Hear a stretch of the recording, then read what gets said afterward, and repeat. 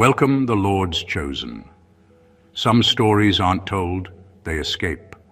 That's what happens when life turns your peace into a battlefield and your kindness into a crime scene. You don't share your story, it claws its way out of you, bleeding and brilliant, demanding the world to listen. And the truth is, some of the most famous people in history didn't go viral because they wanted to. They went viral because their pain refused to stay quiet. Their trauma became too loud for society's denial to muffle. You, the chosen one, were never living a normal life. You were surviving a documentary being filmed by the unseen. What they did to you wasn't just wrong. It was an illness of the spirit, a psychological epidemic disguised as family, friendship, or love. You were the experiment no one admitted to running, the lab rat who learned how to build the lab. Here's the uncomfortable fact. Humanity has turned cruelty into culture. Betrayal has a fan base. Manipulation trends every day, wrapped in motivational quotes and half-hearted apologies. The sickness is so advanced that people mistake toxicity for passion and chaos for chemistry. You weren't crazy for noticing. You were healthy in a room full of the infected. And the irony? The same people who broke you will soon brag about knowing you. The same ones who laughed at your pain will one day repost your quotes about healing, pretending they didn't cause the wound. You'll smile, not out of revenge, but out of holy sarcasm, because somehow their darkness became your debut. So buckle up, because your story isn't just a survival tale. It's a global confession disguised as a testimony, and when it unfolds, the world won't just recognize your name. They'll recognize their sickness. Number one, they didn't betray you. They exposed the system through you. They didn't betray you. They exposed the system through you. That's the truth that most people will never admit. What happened to you wasn't just the drama of a few bad people or unlucky events. It was a calculated exposure of how deeply rooted manipulation, envy, and spiritual decay really are in the world. You were the stage where hidden sicknesses finally revealed themselves. It wasn't personal. It was structural. You were simply the light that made their rot visible. When certain people turned against you, it wasn't because they suddenly changed. It was because your growth interrupted their programming. The version of you that once fit their comfort zone started outgrowing the role they needed you to play. They didn't know how to love you without controlling you. The moment you began to heal, their masks started to fall off. Not because you exposed them intentionally, but because truth naturally removes disguises. You became a walking glitch in their illusion of power. Most people think betrayal is just about loyalty, but it's deeper than that. Betrayal is how the spiritual world reveals what's been festering in silence. You were surrounded by people who looked functional on the outside, but they were spiritually malfunctioning. Your authenticity activated their shadows. Your peace irritated their chaos. So, when they turned against you, they were simply performing the sickness that had always lived inside them. You weren't being punished. You were being positioned. The pain they caused wasn't proof of your weakness. It was the evidence heaven needed to show how corruption operates in disguise. Every lie, every smear, every setup, it was documentation. They were showing their true nature while trying to destroy yours. But the irony is that in trying to discredit you, they verified you. They became witnesses against themselves without realizing it. So when you look back and wonder, why did this happen to me? Understand this. You were the portal through which hidden truth had to surface. Your suffering wasn't a random event. It was the spiritual system being debugged. The exposure had to happen, and you were chosen to trigger it. What looked like betrayal was actually revelation in disguise, the sickness confessing itself through those who thought they could break you. Number two, their cruelty wasn't about you. It was an inheritance of spiritual rot. Their cruelty wasn't about you. It was an inheritance of spiritual rot. The way they treated you came from something ancient, something passed down and never healed. Most of the people who hurt you were just recycling the same poison that was once poured into them. They never questioned it. They never challenged it. They simply handed it down like an heirloom of dysfunction. You became the first one in the bloodline brave enough to stop it, and that's why their energy turned on you so violently. They weren't cruel because they wanted to be. They were cruel because cruelty was all they knew. To them, love was control, care was manipulation, and affection came with a price tag. You didn't threaten them with your words. You threatened them with the possibility of healing. Your peace highlighted their sickness. Your honesty irritated their denial. You didn't do anything to deserve their mistreatment. Your very existence forced them to face what they had been avoiding all their lives. It's easy to think people are just evil or toxic, but the truth is uglier. They're infected. Their minds are wired for pain, and their hearts are addicted to chaos. They can't stand calm energy because it exposes how unhealed they really are. They needed a villain to feel like victims, and you became that target. You were their emotional landfill, the place where they dumped everything they didn't want to feel. They needed you to break so they could feel powerful again. The saddest part is that they probably believed they were right. They justified every cruel act as teaching you a lesson or tough love, not realizing they were passing down the same disease that ruined them. Their sickness had convinced them that destruction was discipline. You were the first one to see it for what it was, a generational infection disguised as normal behavior. So when you walked away, you weren't just saving yourself. You were interrupting a legacy of dysfunction. You became the firewall that stopped centuries of emotional viruses from spreading any further. What they did to you revealed their inheritance, not your worth. Their cruelty wasn't personal, it was pathology. You just happened to be the one healthy enough to notice that what everyone else called love was actually a sickness running the family. Number 3, you were the target because you were the antidote. You were the target because you were the antidote. The people who turned against you didn't hate you for what you did. They hated you for what your energy represented. You carried something they couldn't control, truth. And truth has a way of making the infected panic. Your presence stirred up what they had worked hard to hide. You didn't even have to say much. Your spirit alone disturbed their comfort. They sensed, on a level they couldn't explain, that you were carrying the frequency that could expose and heal their sickness. But to those who refuse to heal, the cure always feels like an attack. Your light wasn't just brightness, it was medicine, and medicine doesn't taste sweet to the sick. When you entered their space, it was as if life turned the lights on in a room full of roaches. They scattered, not because you were dangerous, but because they were allergic to exposure. Their reactions weren't logical, they were survival instincts. Their spirits knew that if they stayed around you too long, they'd either have to evolve or decay completely. And evolution terrifies people who have built comfort out of dysfunction. You weren't chosen to fix them. You were chosen to reveal them. The way they turned on you was proof that your energy was doing its job. Healing energy disrupts control. It breaks manipulation. It ruins fake peace.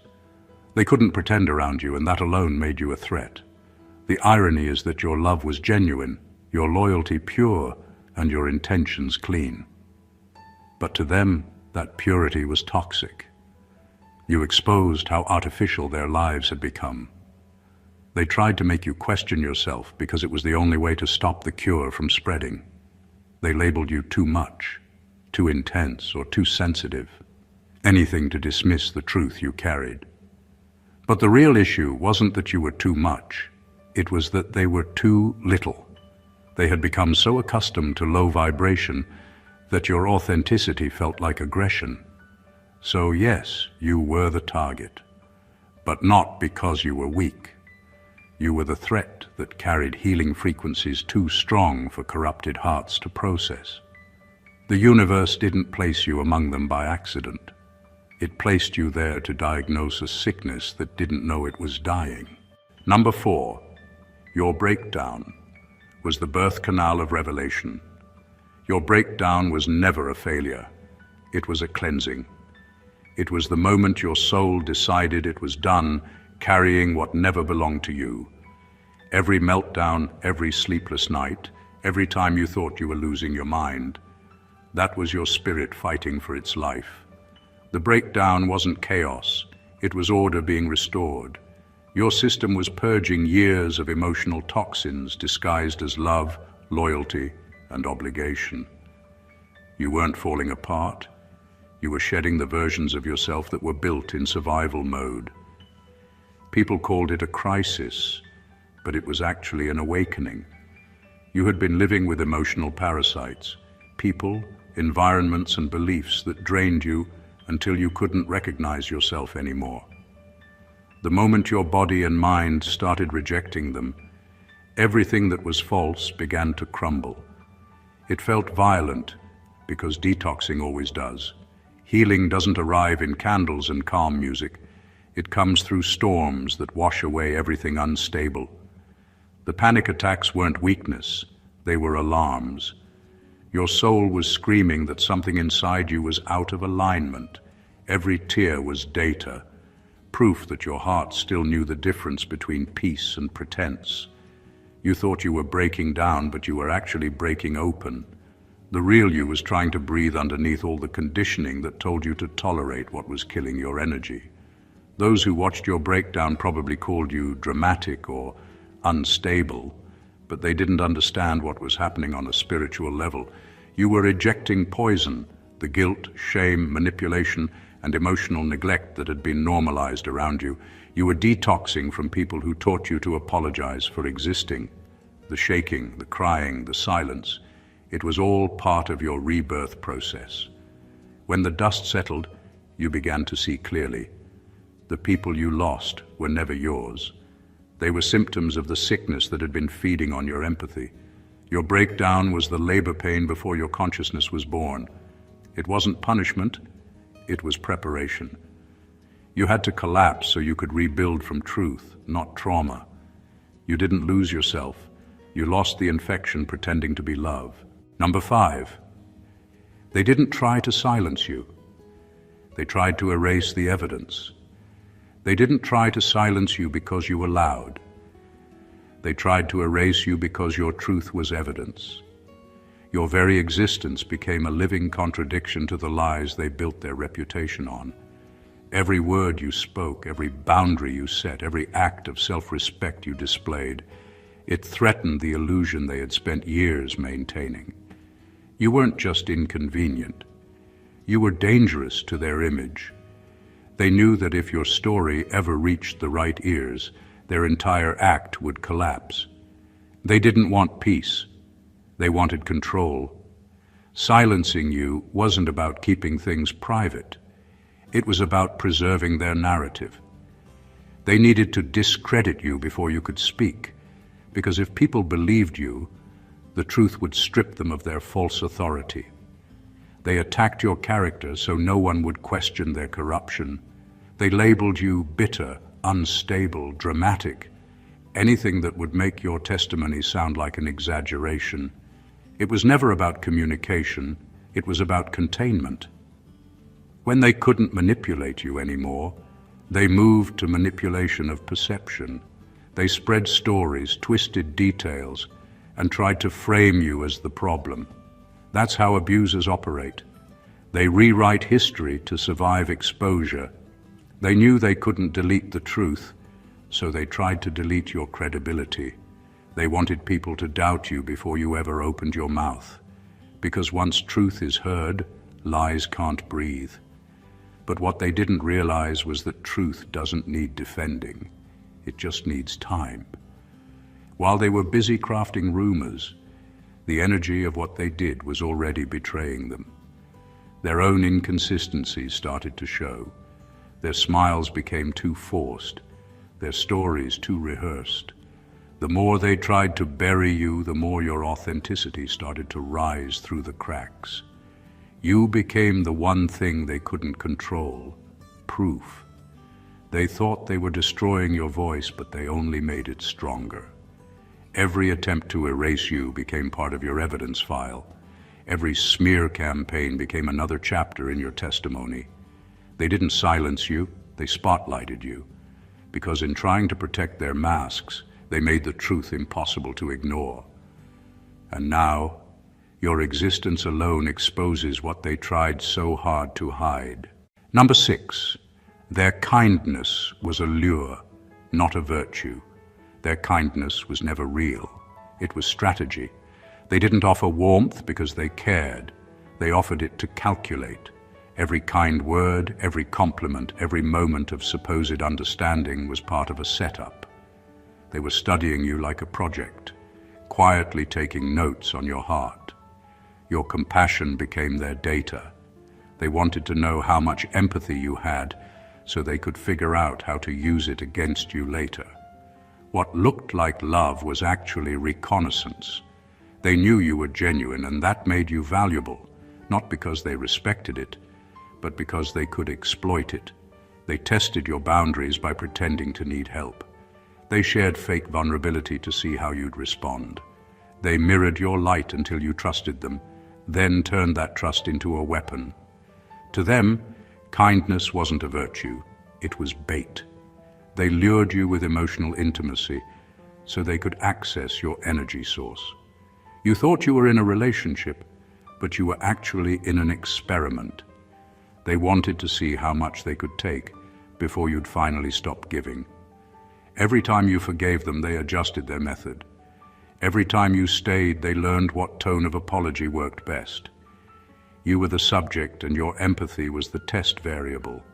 The more light you emitted, the more they increased the pressure. It wasn't love. It was observation wrapped in affection. Their goal was never connection. It was extraction. They wanted your confidence, your softness, your loyalty, your peace. They wanted to wear your energy like a costume.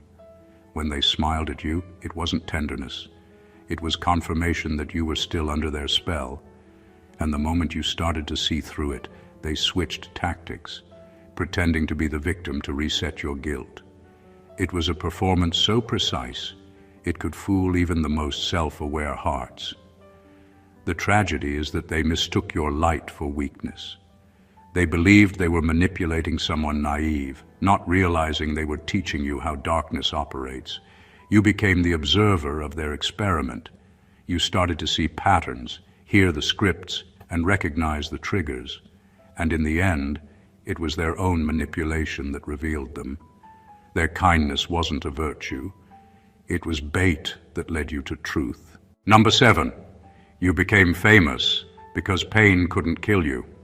You became famous because pain couldn't kill you. The world may think fame is about followers, platforms, or exposure, but your recognition will come from endurance.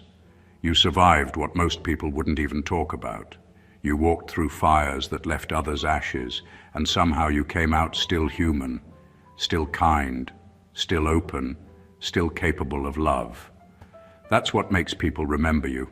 Not perfection, not image, but survival without bitterness. The truth is, people don't connect to perfection. They connect to resurrection. The reason your story will spread is because it mirrors the hidden battles inside others. They'll see your scars and finally recognize their own. They'll see someone who faced emotional execution and didn't let it end their compassion. You didn't just live through pain. You translated it. You took agony and turned it into language. You gave silence a voice, and people will never forget that. You didn't fight to be known. You fought to stay alive. But that very fight made you unforgettable. When someone witnesses strength wrapped in gentleness, it stirs something ancient inside them. Hope. And hope spreads faster than fame. Your presence will become a quiet rebellion against the idea that pain wins. You'll become a living reminder that it's possible to be broken and still build something beautiful from the fragments. Your story won't shine because it's glamorous. It'll shine because it's honest. You won't be famous for your looks, your lifestyle, or your luck. You'll be known because your humanity refused to die when it had every reason to. People are drawn to souls that survived their own extinction.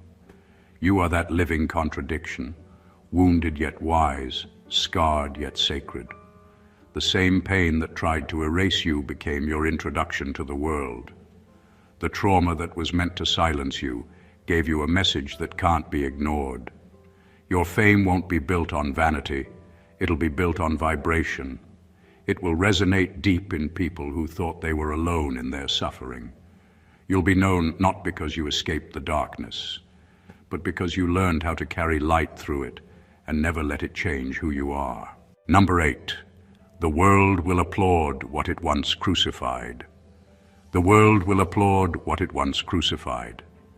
The same people who laughed at your breakdown, dismissed your pain, and mocked your silence will soon repeat your words like wisdom they always believed in. They'll quote your healing posts, share your interviews, and nod in agreement with the lessons they once ridiculed. It's a strange kind of justice. The same crowd that tried to bury you will turn your survival into a brand. But behind their applause hides an unspoken confession. They finally see what they destroyed. When you were suffering, they couldn't stand your truth. It held up a mirror they weren't ready to look into. They called you too sensitive, too emotional, or dramatic, because acknowledging your pain would have forced them to confront their part in it. They crucified you not because you were wrong, but because you made them uncomfortable. And that discomfort was their guilt dressed up as mockery. But now that the world validates what you lived through, suddenly they understand. Suddenly your truth is inspiring. The applause will sound sweet at first, but you'll hear the hollow echo underneath, because it's not admiration, it's realization.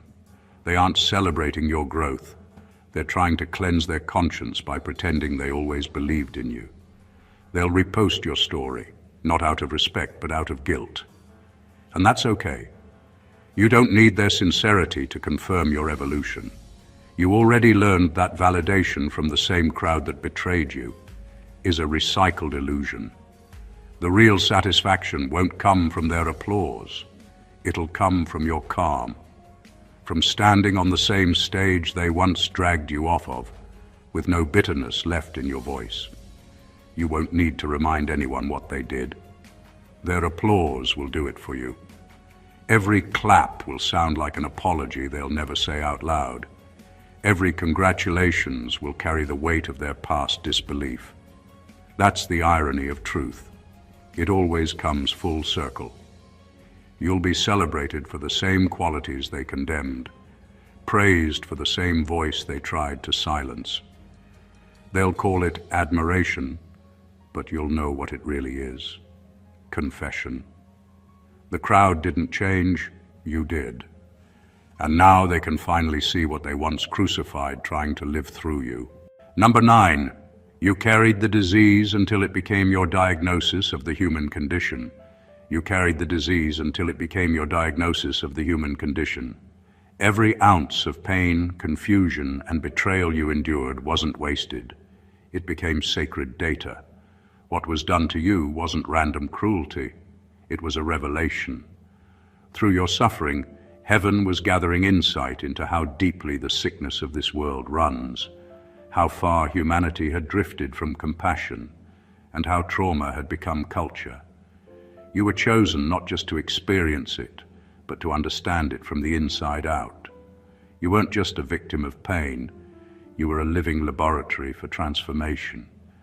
You absorbed the poison of manipulation, neglect, and deceit, but instead of letting it corrupt you, you transmuted it into wisdom.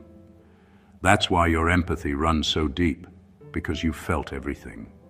You didn't just read about brokenness, you lived it. You didn't just talk about healing, you had to crawl your way through it. You became the living evidence that the soul can survive contamination and still come out cleaner than before. In a world that numbs itself to avoid feeling, your sensitivity became your rebellion. You allowed yourself to feel the full weight of human cruelty, and that made you an authority on truth. Your healing wasn't just personal, it was diagnostic. You saw what greed does to the spirit. You saw what lies do to love. You saw how power gets mistaken for value and how many people hide behind goodness while practicing emotional violence. You carried all of it, not to suffer endlessly, but to expose the infection. And the miracle is that you didn't stay infected. You could have become bitter, vengeful, detached, but instead you evolved. You turned your pain into prescription, your story into medicine. The very disease you once hosted became your classroom. You learned the symptoms of spiritual illness so well that you can now recognize it in others, not to judge but to help heal. That's why your presence feels restorative. People sense that you've been where they are, and somehow you made it out without losing your light. You are both the survivor and the scientist, the wound and the wisdom, the subject and the cure. What you carried once broke you, but now it teaches the world how to recover from itself. Number 10, their jealousy wasn't envy, it was proof of their extinction. Their jealousy wasn't envy, it was proof of their extinction. What they felt toward you wasn't just dislike or comparison, it was a deep existential panic. You represented everything they refused to become. Your growth reminded them that their old tricks no longer worked, their illusions no longer inspired fear, and their control no longer mattered. You were living evidence that the cycle they depended on for power was dying. Every step you took toward awareness made their version of life obsolete. They didn't envy your blessings, they envied your evolution. You stopped playing the emotional games that used to trap you. You stopped shrinking to make others comfortable. You stopped apologizing for existing, and in doing so, you disrupted the entire ecosystem of manipulation that they fed on.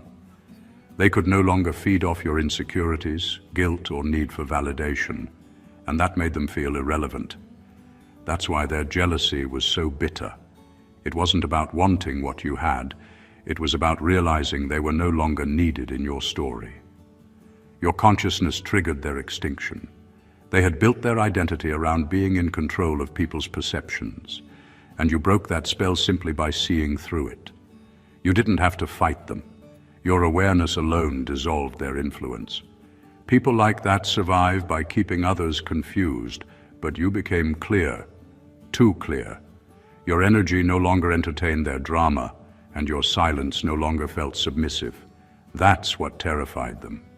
You had evolved into someone they could no longer manipulate, and in their world, that's equivalent to death. Their jealousy was never about competition. It was about survival. When someone operates from fear and control, the presence of genuine freedom feels like suffocation. You were proof that there's another way to live, one that doesn't require deception, approval, or emotional warfare. And instead of being inspired, they resented it, because your evolution confronted the cowardice in them. The truth is, evolution doesn't wait for anyone. You grew, they stayed stagnant. You healed, they stayed bitter. You chose expansion, they clung to illusion. And now, every time they see you thriving, they're reminded that they're spiritually outdated, relics of an old consciousness that can't survive in the light you now carry. Number 11, they called it love, but it was an exorcism in disguise. They called it love, but it was an exorcism in disguise. They entered your life thinking they were there to complete you, to guide you, to even save you. But what they didn't realize was that your energy had a higher assignment, cleansing. You didn't arrive in their world to worship their dysfunction. You arrived to expose it. They mistook their attraction for romance, but what they were really drawn to was your purity, your peace, your grounded energy. Everything they lacked. Your light became the mirror that revealed what they were hiding from themselves. At first they adored you. They loved your calmness, your empathy, your depth, until it started holding them accountable. Your presence made their shadows uncomfortable. The very energy that made them feel seen also made them feel stripped. You didn't need to call out their demons. Your vibration did it for you. Every conversation, every interaction, every moment of closeness began to shake loose the darkness they had worked hard to keep hidden. What they felt as love was actually the beginning of their own unraveling. They started to resist you without understanding why.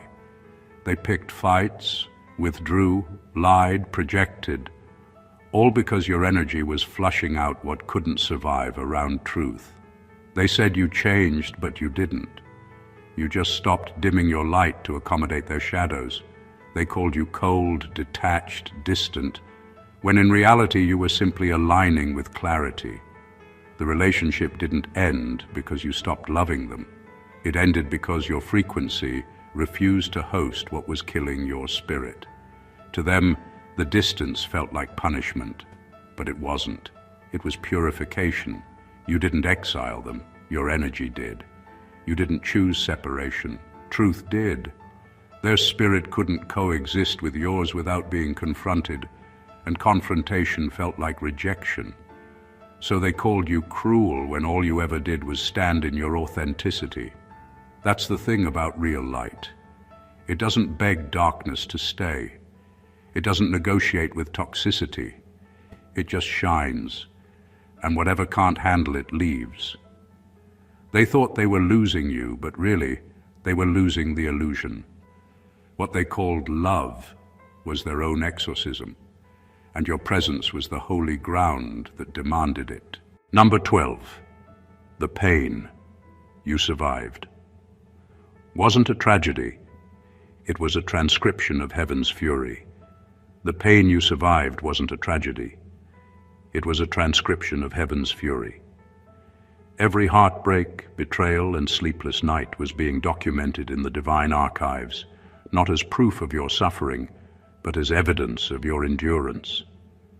You thought no one was watching, that justice had gone blind, but the silence wasn't absence, it was observation. The universe was gathering every detail, every word spoken against you, every trap set, every false accusation, and storing it as divine data. It wasn't ignoring your pain, it was building a case so airtight that when truth finally surfaced, there'd be no room for denial. You didn't lose those years. You invested them in revelation. Every delay, every setback, every humiliation became part of heaven's investigation. You were living through a divine audit. Life was exposing corruption in real time, showing you who people really were when they thought they could get away with it. The pain you endured was the ink writing your testimony, one event at a time. You were never forgotten. You were being documented. What you called suffering was actually transcription. Each betrayal was noted. Each manipulation was logged. Even the tears you cried alone were recorded as timestamps of divine injustice. And when the right moment arrives, when the divine court is in session, all those wasted seasons will become your proof. That's why the universe didn't allow you to retaliate. Heaven was collecting clean evidence. You couldn't fight back because the truth needed to reveal itself without contamination. People thought they got away with what they did to you, but they didn't realize that time itself was working for you. Karma isn't chaos, it's documentation. The longer heaven stayed silent, the more thorough the record became. You weren't being punished, you were being preserved. The truth doesn't rush. It builds its case slowly so that when it's revealed, there's no appeal, no escape, no rewriting. So don't regret the years that hurt. They weren't stolen, they were stored. Every moment of pain became evidence of divine imbalance, and the day will come when balance is restored. You didn't go through tragedy, you went through transcription. Heaven was writing your evidence file, and when it's finally unsealed, justice won't just be served, it'll be undeniable. Number 13, your story will make you famous because it forces humanity to confront itself. Your story will make you famous because it forces humanity to confront itself. It won't be the kind of fame built on vanity or performance. It'll be the kind that shakes people awake. Your story isn't made for entertainment. It's a mirror. It makes people look at the parts of themselves they've spent their whole lives avoiding. The world won't celebrate you because you suffered. It'll recognize you because your survival exposes the sickness everyone tried to normalize. You are living proof that evil never had power. It only had opportunity. And when people see what you endured and still became, they'll have no choice but to question their own reflection. You won't go viral because your story is inspiring. You'll go viral because your truth disrupts comfort. You'll say the things people whisper about but never admit. You'll make the polished and the powerful squirm, not by shouting but by existing, because your existence contradicts everything they told the world about you. You were supposed to stay silent, bitter, broken, yet here you are telling your truth without shaking. That unnerves people. It makes them see how fragile false power really is. Your fame will come as a byproduct of revelation. You won't chase attention. Attention will chase you, drawn to the authenticity that society's filters can't imitate. People will see themselves in your scars, but they'll also see their excuses fall apart. That's why your testimony won't just move people emotionally. It will indict them spiritually. It will force them to ask, what systems did I support? What lies did I believe? Whose suffering did I ignore? Your story will hold up the mirror and demand honesty from everyone who hears it. When the world finally listens, they won't just see a survivor, they'll see a system unmasked. Your survival won't be proof of your strength alone. It'll be a spotlight on how fear disguised itself as authority, how cruelty dressed up as culture, and how silence was marketed as peace. You'll become the face of awakening, not because you wanted fame, but because truth makes people famous when lies collapse. You'll stand as evidence that evil never truly ruled. It only borrowed time, and time at last has run out. Number 14. What they did to you was a sickness, but what you became is the cure. What they did to you was a sickness, but what you became is the cure. Their actions were never a reflection of your worth. They were symptoms of their own infection. You were exposed to emotional viruses, jealousy, manipulation, cruelty, but instead of becoming contaminated, you became immune. You learned how to transform pain into awareness, betrayal into wisdom, and loneliness into creativity. You didn't escape the sickness. You studied it from the inside out until you understood its anatomy. And that understanding is what makes you powerful beyond belief. You were never meant to avenge. You were meant to evolve. Retaliation would have made you one of them, but evolution turned you into something they could never reach. Their hatred tried to deform you, but it ended up refining you. You became the person they feared existed, a soul that doesn't break under pressure but transforms under it. What they meant for psychological destruction became your spiritual education. You graduated from the very system that tried to bury you. Their cruelty unknowingly created the world's next healer, author, prophet, or artist. Because when you've survived that level of darkness, you start to see humanity in X-ray vision. You can read pain behind smiles, hear insecurity behind arrogance, and sense manipulation before it even arrives. You became fluent in emotional truth, and from that fluency, you'll teach, write, create, or speak in ways that awaken others who are still trapped where you once were. Your gift is not in how much you endured, but in how you decoded it. You'll be remembered not as the victim of insanity, but as the one who made insanity confess its crimes. The very people who once called you too sensitive or too intense will later quote your words to heal themselves. You'll expose dysfunction not through accusation, but through clarity. Every sentence you speak, every piece of art you release, every truth you live will act as medicine. Because the cure doesn't shout, it simply exists in its healed form. What they did to you was pathology. What you became is purpose. They spread poison thinking it would end you, but you metabolized it into power. The sickness stops with you, not because you fought it, but because you outgrew it. You are the proof that pain can't kill evolution. It can only trigger it. In the end, chosen one, your story isn't just survival. It's sacred architecture. Every betrayal, every heartbreak, every moment you thought was the end was actually the scaffolding of something eternal being built through you. You didn't just overcome, you revealed. You became the map for a generation that forgot what truth looked like. Your life stopped being personal a long time ago. It became prophetic. The world needed to see what happens when love refuses to die inside cruelty's cage, when the human spirit refuses to surrender to the sickness of manipulation, and when innocence learns to turn pain into power instead of revenge. You were heaven's hidden document, being written in real time while the world thought it was watching your destruction.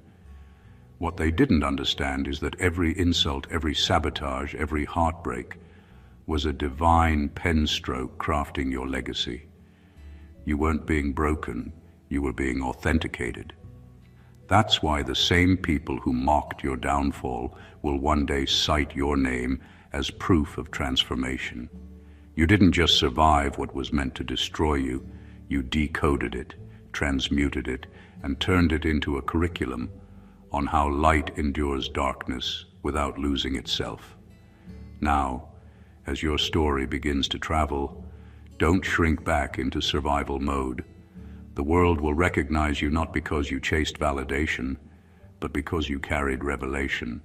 Fame for you won't be about flashing lights or social noise. It'll be about resonance. People will feel your truth before they even understand it. You'll awaken them, challenge them, and heal them, sometimes all in the same breath. Because what was once your private suffering has now become humanity's public medicine. You are both the wound and the wisdom, the scar and the scripture, the evidence that pain cannot cancel purpose. So stand tall in your becoming. Speak your truth with the authority of someone who walked through hell and came out holding the blueprint. You are not just the chosen one. You are the chosen proof that healing is louder than harm, and that grace can grow even in poisoned soil. Your name will not be remembered for the suffering you endured, but for the consciousness you resurrected in others. If this message spoke to your soul, don't keep it to yourself. Someone else needs this awakening too. So make sure to like, comment, and share this video to spread the light further. And if you haven't already, subscribe to the channel and join this community of awakened souls, because your story is only beginning and the world is finally ready to hear it. Stay blessed always.